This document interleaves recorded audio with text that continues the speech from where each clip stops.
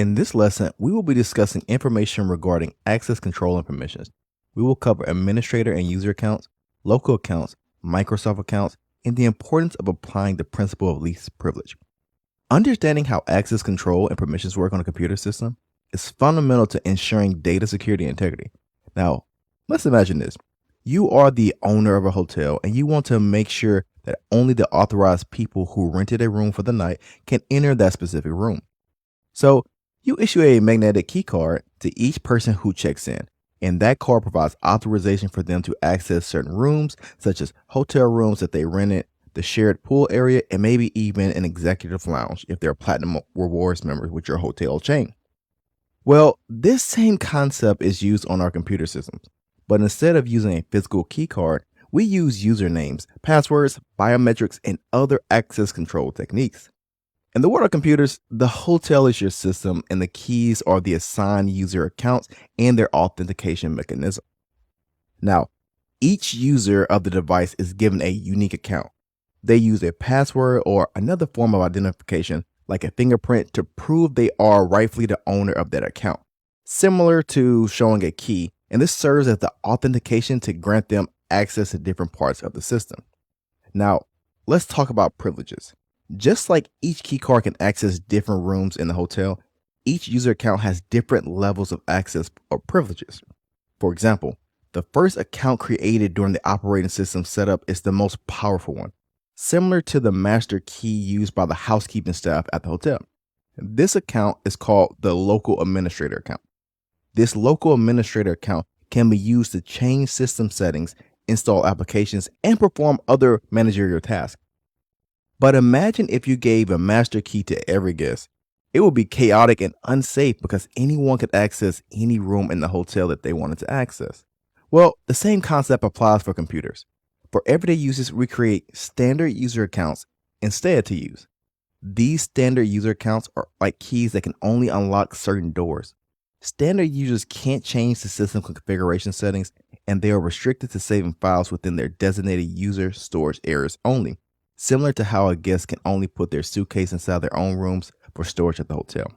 Now, this brings us to a crucial security principle known as the principle of least privilege. The principle of least privilege means that a user should only have the minimum access rights needed to perform their job functions and tasks and nothing additional or extra. So, if you are a regular hotel guest, you might get access to your room and the pool area using your key card. But if I'm a Platinum Rewards member, I can get access to my room, the pool area, and the executive lounge on the top floor with my key card. This is the concept of least privilege in action because as a Platinum Rewards member, I need to be able to access the executive lounge, but regular hotel guests don't get that level of access. Another type of account most people are familiar with is the Microsoft account, which is a free online account that you can use to sign into a variety of Microsoft services, including Windows, Office 365, Xbox Live, and Skype. Your Microsoft account is a type of online account that allows us to access Microsoft services and apps across multiple devices and can be used in place of your Windows local user account if you have the proper configuration settings in place. Next, let's talk about a feature in Windows known as User Account Control, or UAC, that helps support the principle of least privilege. User Account Control is a mechanism designed to ensure that actions requiring administrative rights are explicitly authorized by the user. In our hotel example, this might be like the housekeeper trying to open your door to clean your room, but before they are able to open the door, they are asked a second time, "Are you sure you want to open Jamario's room to clean it?" If they enter a specific unlock code in addition to using their key card, then the door would give them administrative rights to open that door and perform the actions needed for the job. In this case, cleaning my room. The real purpose of UAC is to minimize the risk posed by malicious software gaining access to administrative privileges, and it does a good job of doing this. Simply put, user account control is like a security checkpoint, and it pops up when a task requires admin privileges, like installing new software or changing critical settings. To proceed, the user must either enter the administrator's password or confirm the action by clicking yes. If you see an icon of a small shield or near options in the control panel or menus, that indicates that action might prompt a UAC authorization dialog. Now, access control and permissions extend beyond just individual users. and can also apply to groups of users.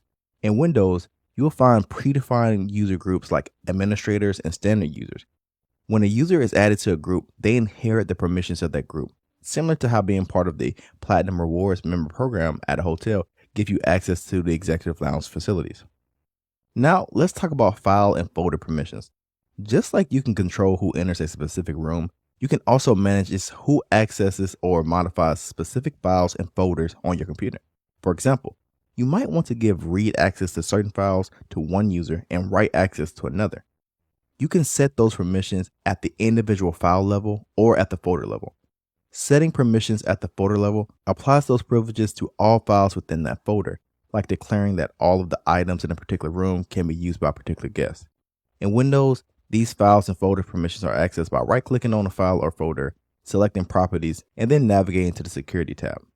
From there, you can edit the permissions for different users and groups, allowing them to read, write, execute, or even take full control of files and folders.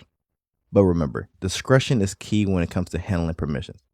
Always ensure that you're only giving out the necessary permissions to uphold that very important principle of least privilege. It's always better to err on the side of caution when granting fewer permissions than more permissions in order to keep your computer and its data safe.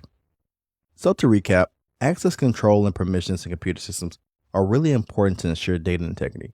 We compare these concepts to a hotel where user accounts are like keys granting access to specific parts of the system.